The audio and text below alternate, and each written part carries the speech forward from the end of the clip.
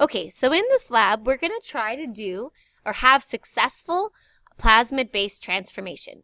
And the protein that we're using, that we're going to be able to see if our transformation was successful, is called the green fluorescent protein. So when you see GFP, that's what it is meaning. And basically, this protein is able to absorb blue wavelengths of light, and then green wavelengths of light are what come off of the protein. So that's really what we're seeing, and we can see it with a UV light. So here, to refresh your memory about transformation, this is where you start out with a bacterial cell, and then we're going to try to make the cell membrane a little bit more permeable so the plasmid that's already genetically engineered can be taken in by that E. coli. E. coli is the bacteria species we are going to be using. So let's go ahead and kind of scroll down to see the gene expression that's happening within our cells. So here's what we're going to start with. And if you want to pause the video and go ahead and read this paragraph, you could. But here we have a plasmid that has the GFP gene that we'd like expressed. This protein right here is going to be the one that glows green under UV light. So if a protein, that means we need to make some messenger RNA that can then be translated into a protein. So we would need RNA polymerase. The RNA polymerase is the T7 RNA polymerase that will attach the promoter, transcribe it into messenger RNA, and that'll be translated into the green glowing protein. But now, in order to make RNA, here the RNA polymerases, which are enzymes, so they themselves are proteins that need to be coded for by another messenger RNA. So we need, in order to express the genes that code for that messenger RNA and that RNA polymerase, there's an operon that's going to basically control this. So here in this chromosome right here, there is a lac promoter that normally the lac operon is an inducible operon, so therefore there's a repressor protein pretty much always attached. So when you have a repressor protein attached, that would keep it off and no RNA polymerase is made. However, if you add an inducer molecule, IPTG, well then that will remove the repressor protein, and now this lac operon is on, and then we can produce RNA polymerases. That then will code and transcribe the mRNA that would then lead to the growing protein. So that's the ultimate stuff that's happening within our bacteria. We're going to have not only antibiotic resistance genes to talk about in a minute, but we also have regulating of gene expression. So let's go ahead and look at an overview of the experiment and what you're going to be doing. So a day before the lab, I will set up the sources of our E. coli. So I'll streak E. coli plates and have a lot of colonies for you to choose from. So here is the general overview to see the big picture of what you're going to do, and then this video will go into the step-by-step. So initially, you're going to get some little, these are called micro-centrifuge tubes. They're little plastic tubes, and you're going to use a Sharpie and label them negative DNA and positive DNA. Basically meaning that this one with the plus sign has DNA added to it. Now, our first step, we're going to take 500 microliters of calcium chloride and add it to this negative DNA tube. Then we're going to use an inoculating loop, and you're going to transfer 15 colonies or so of the E. coli into this minus DNA tube. So now you have your calcium chloride as well as millions of E. coli bacteria. Then you're going to take half of that volume, 250 microliters, and transfer it to the tube labeled plus DNA. So now we're setting up two things. In our plus DNA, you're going to add your plasmid.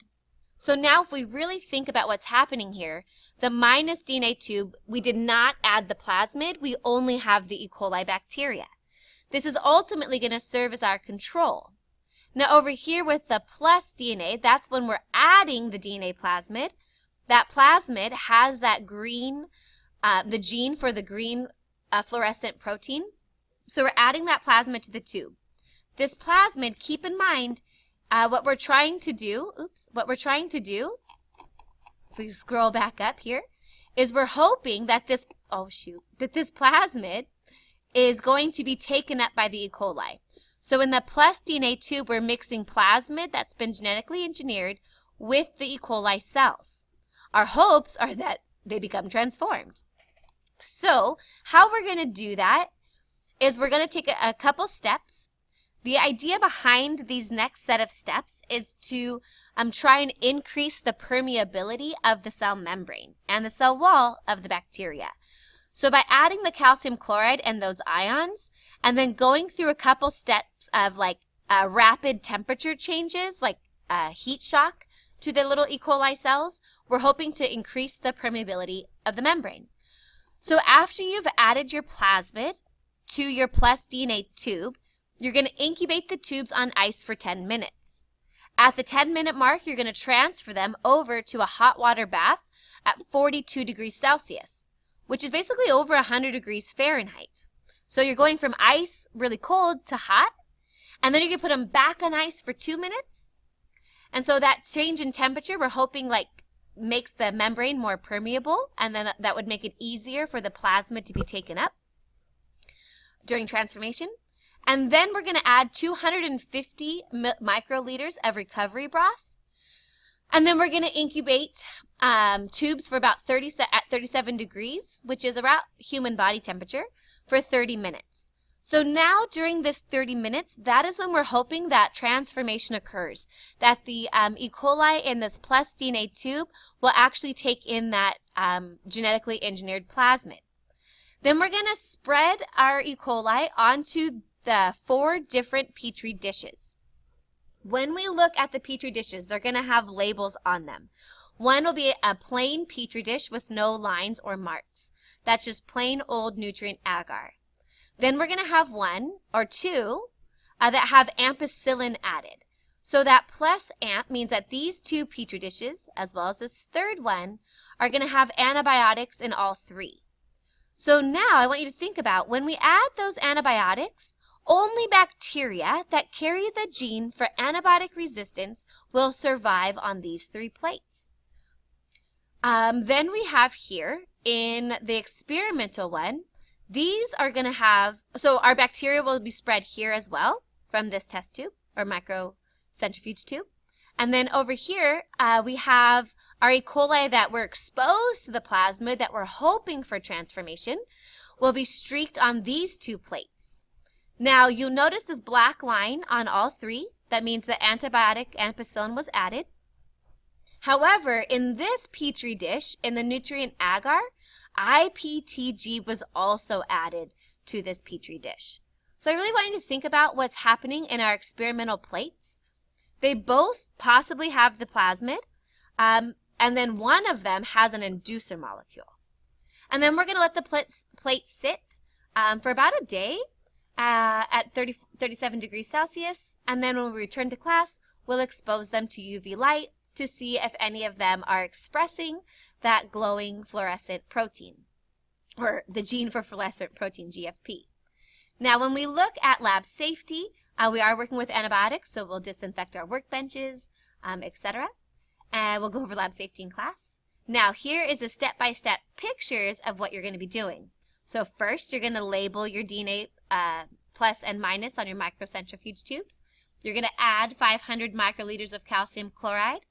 Then you're going to add about 15 colonies of bacteria, E. coli, into your negative DNA test tube or microcentrifuge tube. You're going to swirl it so it gets suspended and all mixed up. Then you're going to transfer about half of that, 250 microliters, to your other centrifuge tube.